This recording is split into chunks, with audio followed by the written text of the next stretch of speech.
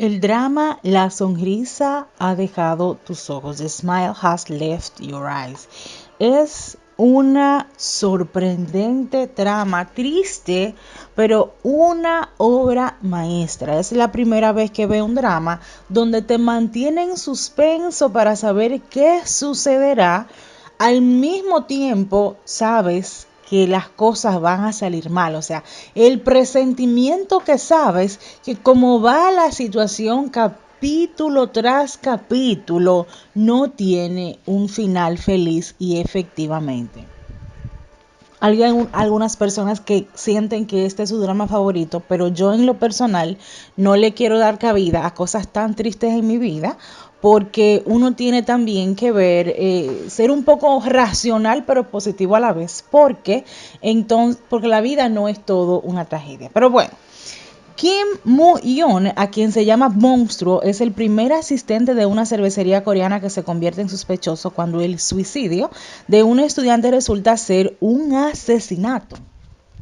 Llama la atención del detective Yo Jin-guk a medida que el detective se adentra en el caso. Moo-yeon resulta más sospechoso de manera que el detective se entera acerca de cómo él podría relacionarse con un doloroso recuerdo de su pasado. La vida de Kim Moo-yeon comienza a cambiar cuando conoce a la hermana del detective,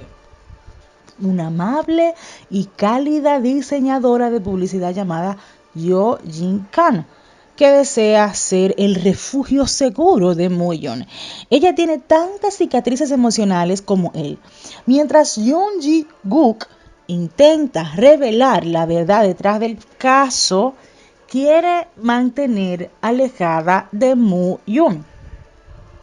Resulta de que Kim Moo-yeon no era el asesino y yo no quiero contarles, o sí, ya se lo voy a contar porque como quiera yo le spoiler todo lo drama. Sí, es realmente Kung Mon-yu y Yu Ji-kan son hermanos. Y eso es lo complejo de la trama porque ellos llegan a tener relaciones sexuales en la trama. Para mí esto fue así como chocante, como que como en el guión se exacerbaron un poco a que estos dos hermanos se enamoren en la vida real y que sea la primera vez, ya personas de más de 25 años, que se conozcan, que se enamoren tan intensamente y que no puedan vivir uno sin el otro y que al final resulta que ellos fueron separados cuando eran pequeños y las cicatrices que tienen en el cuerpo fue de una quemadura fue igual porque fue en la misma casa y este detective que cría a la protagonista Yo Jin-kan, él trata de protegerla todo el tiempo. Yo Jin-guk es una persona que se ve muy sobreprotector, pero yo lo que quiero comentar de la trama es lo siguiente. La actuación de estas personas es excelente, porque yo mirando a Kim Moo-yeon, que nada le importaba, que se metía en problemas sin que le daba igual las consecuencias de los problemas, su propia vida la ponía en riesgo, de estos muchachos problemáticos que hacen las cosas simplemente por satisfacción personal, no le importa el dinero, pero sí le importa ver la intensidad de las cosas, como alguien puede llegar a un extremo de entregar su propia vida por la otra persona. Entonces, este muchacho de los chicos malos que enamoran, que uno se queda observando la forma en cómo él maneja la situación y él no persigue a las mujeres, pero con su calidez y con su protección a la vez y con la manera de demostrarle que a ella le interesa, las mujeres son presas fáciles. De hecho, durante la trama de los 16 capítulos, observamos como tres mujeres, él le dice que está enamorado de ellas tres y las tres efectivamente se enamoran de él, aunque hay una que tiene una obsesión por él, o sea, alguien que intenta suicidarse y él lo evita y ella mata a la que estaba saliendo con él en ese momento, o sea, el asesinato resulta porque la loca que está enamorada de él mata a esa muchacha por celo y quería matar también a Yo Jin Kang por celos también. Por eso la trama es tan buena, porque tú no sabes al final del grupo de personas que está ahí,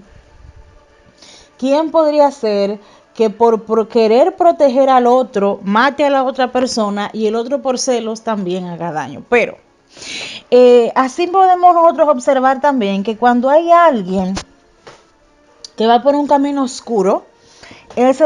otro de los mensajes también. Cuando hay alguien que va por un camino oscuro, no intentes tú salvarlo. ¿Cuántas mujeres queriendo salvar a los hombres de sus oscuridades y esos hombres lo que hacen es daño? Nosotros tenemos que pensar primero si esa persona necesita ayuda psicológica, una terapia o entregársela al Señor para que lo cambie. Pero no piense usted que usted va a cambiar a alguien por amor. Y esto es un buen mensaje de la película, pero al final mueren los dos, porque yo sabía que eso no iba a tener un buen final, porque imagínense, dos hermanos enamorados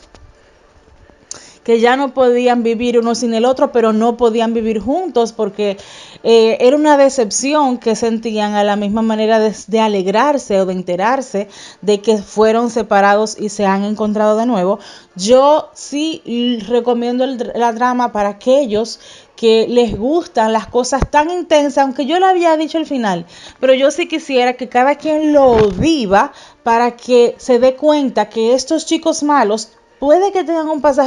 pasado muy oscuro y usted no puede ayudar a superarlo, y eso es algo que nosotros también deberíamos de vez en cuando profundizar por los delincuentes que hay en la calle.